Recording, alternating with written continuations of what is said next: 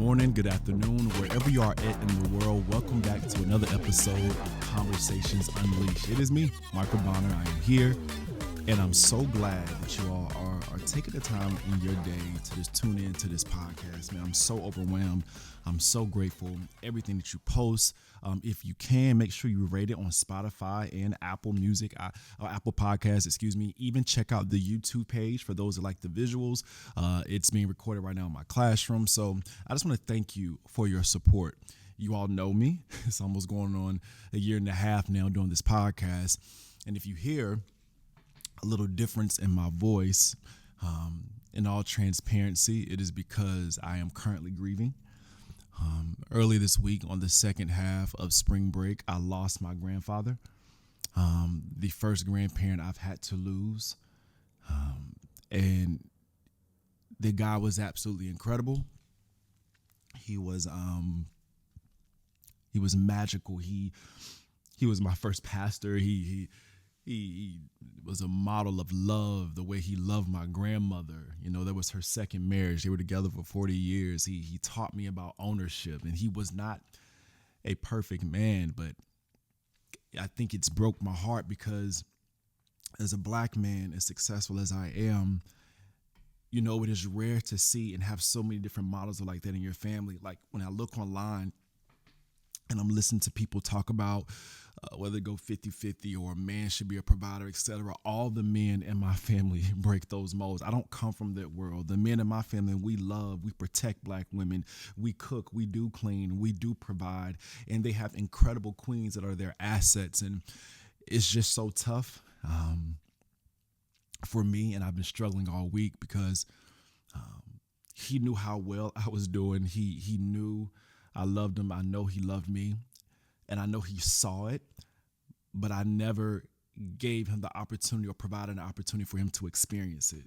He knew his grandson was a international public speaker that probably picked up skills from him as him being a pastor, but he never got a chance to see me in person on stage. And the thoughts of he won't get a chance to see me when I get married and when I have my first child. And, you know, y'all, if I'm honest, those thoughts really start to tear me up a little bit.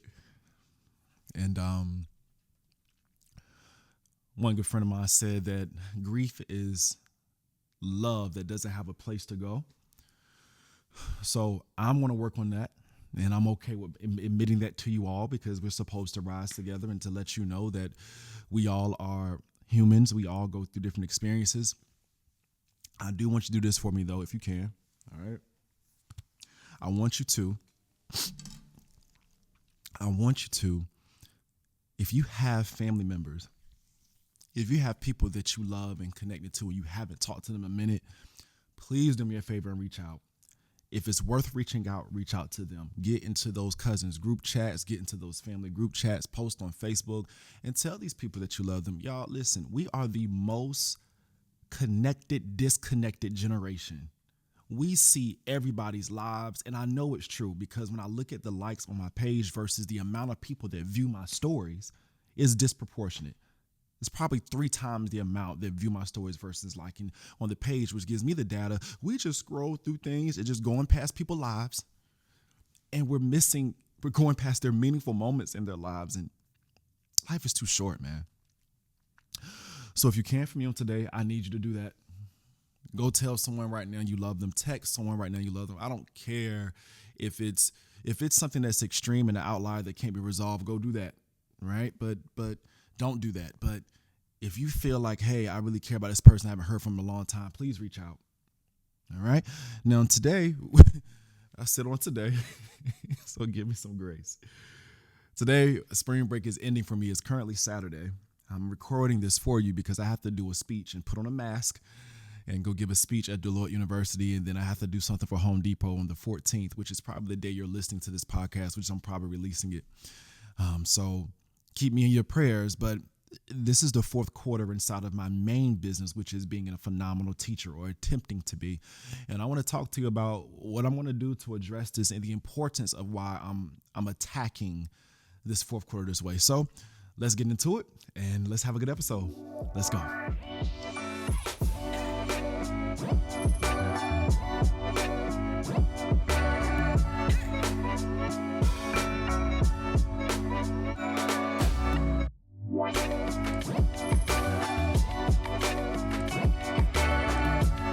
So the title of this episode, it is called The Final Countdown, the End of the Year Push, and it is just like the fourth quarter. Darius Daniels said this quote one time in his speech, and I've said it numerous times on this podcast, that big results don't come from big changes. They come from small incremental changes, right? And an example of that would be when I didn't get a Division I basketball scholarship or an offer until the December 2007, and I graduated in May 2008, so it was like 5 months before. It was from Winston-Salem State and South Carolina State, and I didn't get that scholarship because I wasn't making incremental changes. What I used to do is during those years where I was starting to build momentum on the basketball court, everybody from Pacoima County 252 knows this is true. I lived on Dobbs Street. I will wake up at 5 in the morning. You can ask my parents. I'll go past Percy's gas station. I will go down King Street where my boys and friends and people lived at. I will walk to the street court where Aunt Trish and her husband used to stay directly in front of the street court, right? It was a double wide trailer, and I would get out there at 5 in the morning and 6 in the morning shooting before school start. God bless her soul, and her husband and family, because she never fussed at me. She never complained, which can be a ticket and advice to you that sometimes you're meant. The way you emotionally respond can either encourage someone to keep pushing further or you can hinder their destiny. But ultimately, doing those things allowed me to get to that scholarship, those small incremental things. And when you neglect small changes, you can set yourself up for failure.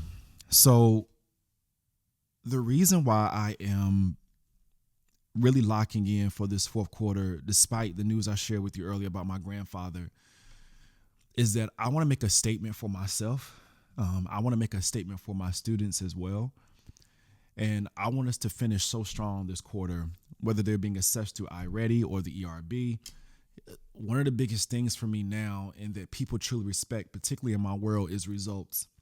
We live in this space where it is very easy to portray like you have the results until someone intelligent enough and smart enough decides to say, you know what? I want to go through and look at the data to see who they are. Are they who they really are, who they say they are? All right. And this means something to me. So I've communicated that with my students. I've communicated that with my administration, and I'm taking it personal. So I shared with you earlier this year that I normally pick a word for the year, and James Clear, the author of Atomic Habits, says that I'm sorry, all my words got tied up, and I'm laughing because a red cardinal just appeared on this power line, and that's the state bird of where I'm from, and I know I got to fly home next week for this stuff, so forgive me for that. But James Clear once said that goals are for people who only want to win once. Systems are for those who want to win repeatedly. And what I'm going to do in this fourth quarter is I've evaluated my systems. We've experienced growth with my kids in reading, but I already know I probably need to tweak some things and calculate risk. We talked about that in the last episode with reciprocal tariffs and everything. And as you haven't, you should go check out on the stock market and in the world and the economy. Things got a little wild this past week when the tariffs and things went into place. China has raised their tariffs up 100+%. The same for us with giving them tariffs back. So I'm calculating the risk. And what are the risks going into the fourth quarter? Y'all, at the end of the school year, kids are burnt out. Some of them are not trying to pay attention. That's the thing about being a former athlete. Everyone knows that in the fourth quarter, the things that matter the most is stamina and mental clarity and focus. If a team does not have stamina or mental clarity and focus, they're probably not going to win the game out. They may be up by 20 points in the game, but may lose the lead. And if you talk to teachers and leaders and people in business, which for business quarter four is in October to December, that fourth quarter is real. And I know right now in the education system, kids are coming off spring break. I know some of them probably didn't pick up a book, any text or anything like that.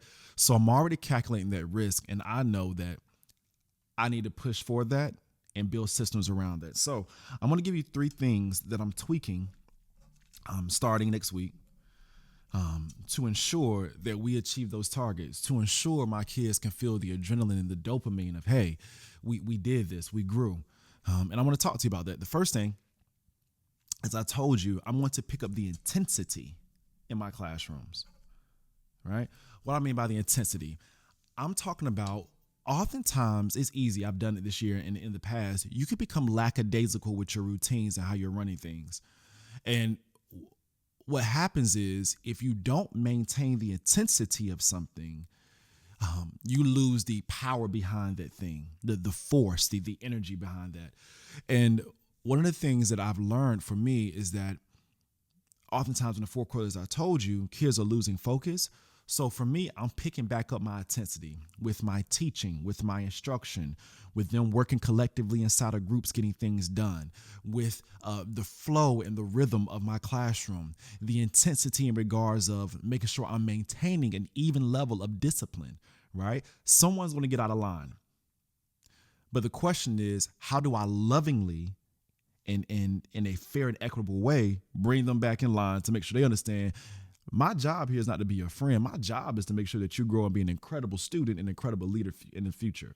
So that intensity is everything. People often think that going to practice, or what they say, practice makes perfect. That's cap in the urban vernacular, right? Some people even say perfect practice makes perfect. And perfect practice, what is that? It is when you're going through each drill at 100% in game-like form. So when I was doing free throws, when we used to do free throws in college or et cetera, sometimes the coach will be making noise on the sideline. Or when we're scrimmaging, they are bringing real referees in. Why? Because they're trying to mimic the intensity of what you're going to have to perform through. I know I'm going to have to do that with my students. And I want to make sure I give them the amount of time to do that. And I want you to think about that as well, because a lot of times we just say blanket things and it sounds good. For example, people may say, hey, well, I've been in the gym. Okay, but we don't know the intensity of you being inside of the gym. When I go to my gym, y'all, there's a guy that goes in there for an hour and he probably does like 4 sets. He'll do 1 set and put the weights down and then he's on his phone for 10 minutes.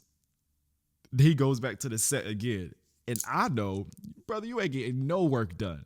It's the same concept with therapy. People say, well, I'm in therapy. Cool. But are you actually working and applying what's going on in therapy? Or it just sounds good to say you're in therapy? So intensity is something that I want us to all to pay attention to, even for businesses, for my CEOs, et cetera, even for me, y'all. Q2, I know based on everything going on in the economy and funds and stuff with education, I got to pick up the intensity with certain things. And I'll do that when my strength comes back. Number 2. When I was in North Carolina, I did something called double dipping with my guided reading groups. And the formality of it and the setup was I would intentionally build my guided reading stations, but I will rotate them in a way that I see my lowest group of kids twice. Now, when I say lowest group of kids, it does not mean they are not academically capable. It does not mean that they aren't able to learn. What it does mean is at some format or some skill, they perform lower than everybody else. My job as a teacher is to analyze that data and then to make sure I fix that. So what I'm going to do is I'm going to get back to double dipping for this fourth quarter, even on EXP days. And that is why I tell people all the time, I love working at my school, but people underestimate working at my school because we have professional development days where teachers come to and they watch you teach. So your lessons have to be just as dynamic, right? You have to be just as electric as you are on a regular day. But I know because of where they're facing, where they're going with my kids, I'm even going to bring double dipping in on the EXP days. They'll be good for the educators to see. If you're looking on the video on YouTube right now, you can see around my classroom. But it'll also be good to maintain that intensity and that growth that I'm trying to achieve. Right? And the last one, everyone, is I want to leverage AI. Now, there is a huge conversation about this inside of education and inside of the world, inside of the economy. One standpoint from the economy aspect, because I know y'all like when I talk about things like that based on the feedback from the last episode. The reason why AI is so interesting and such a phenomenon is because it is another tier in advancement of technology. The thing about that is the same way the internet, here, let's go this way. At one point in time, there used to be an elevator man or woman that operated the elevator. Until automation came along, advancement of technology, now you get on the elevator yourself. AI is going to operate the same way. There's a Checkers I go to here in Atlanta on Moreland. There used to be a person taking my order 2 years ago. There is now a computer, large language model, taking my order for the past 2 years. And how come that job will never come back for that human being? Because you can hire a person for $40,000, $30,000 for the year. You give them insurance, they get sick, etc. Or you can buy this AI program, $10,000, $20,000 that doesn't get sick, can run 24/7. That job has now been taken over by automation and AI. So when it comes to AI inside of education, I don't think it's at the level where it can replace a teacher yet. I want to be clear, there are already models in schools that are utilizing that, and I'm going to be prepared to do that in my classroom next year. But what I can do right now at the basic level is I can utilize ChatGPT to create repetition. And what do I mean by repetition? I already know what type of questions kids may face on any type of assessment they may take. So it will be wise of me, it will be ingenious of me to take those questions, right? Upload them into ChatGPT, create a prompt where it gives me a plethora of those questions. And then what I can do is put them in a game-like model and then make sure my kids can work with them over and over again. So every day they're being exposed to that intensity.